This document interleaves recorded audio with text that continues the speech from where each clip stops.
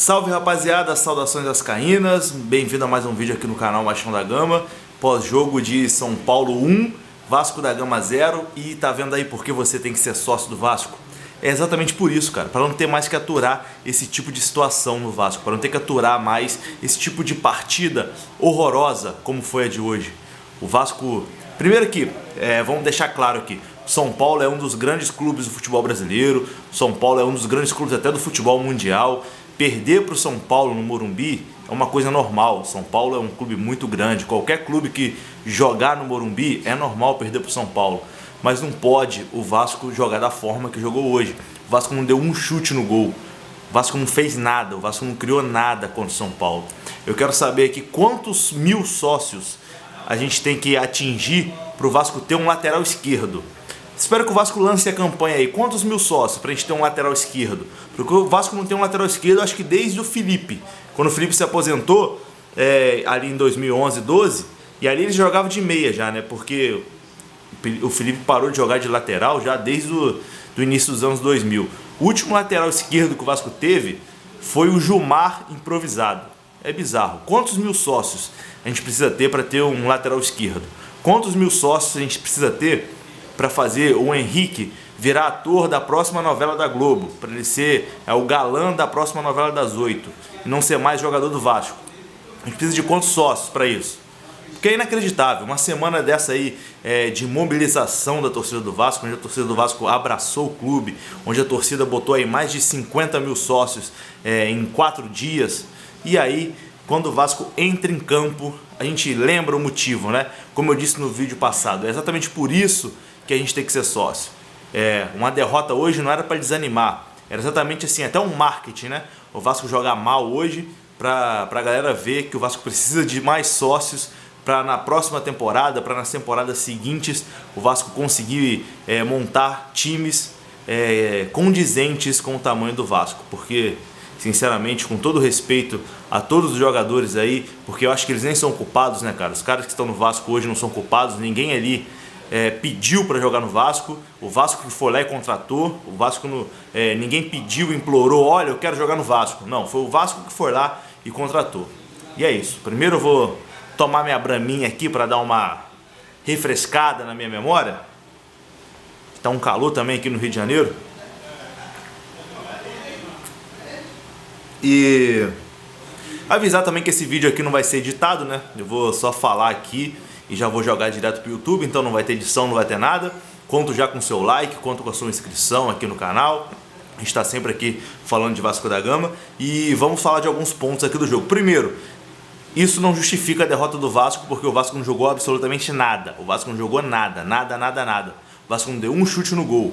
Acho que a única chance que o Vasco teve foi numa cabeçada ali que o Thiago Volpi pegou. Fora isso, o Vasco não teve nada, cabeçada do Marrone.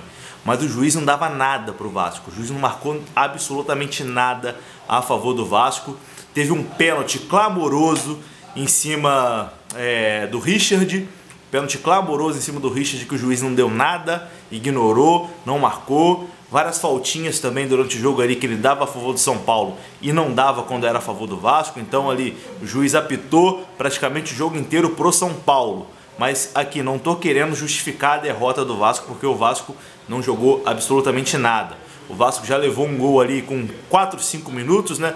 Mais uma vez numa falha conjunta de Richard e Henriques, que são dois jogadores que eu gosto do Richard, gosto também do zagueiro Henriques, mas eles falharam contra o Goiás e falharam também hoje aí contra o São Paulo. 2 jogos seguidos que eles falham e prejudicam o Vasco. Não dá para, num campeonato de alto nível como o Brasileirão, a gente ter 2 jogadores que falham em sequência. Precisa ali ser conversado, isso, sei lá. Não tô aqui querendo crucificar nenhum dos dois não, porque os dois, para mim, tem que renovar com o Richard, tem que renovar com o Henriques, que os dois têm vaga na próxima temporada, mas não pode continuar falhando dessa forma.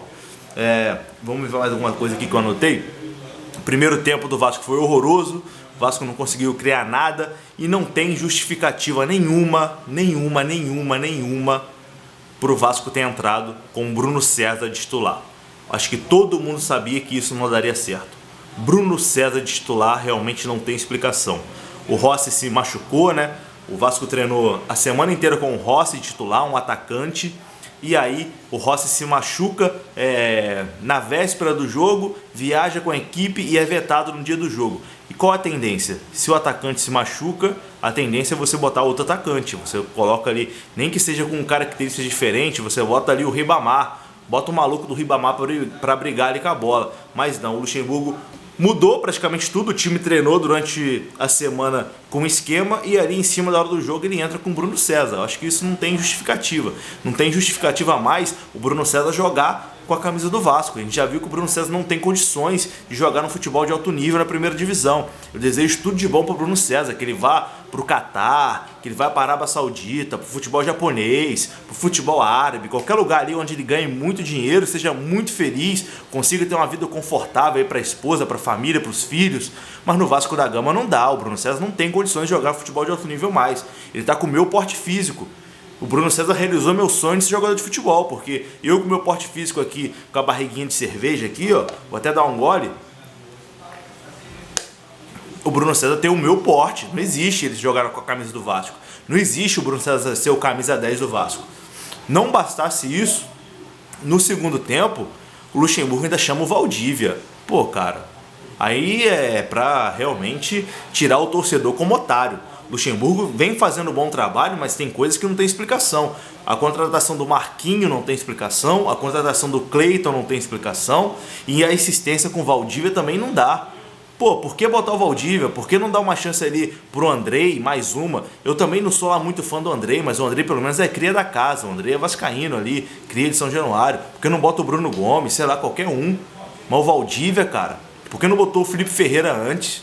Pô, tem muitas opções antes do Valdívia. O Valdívia não jogava bola um turno. A última partida do Valdívia tinha sido contra o Cruzeiro no primeiro turno.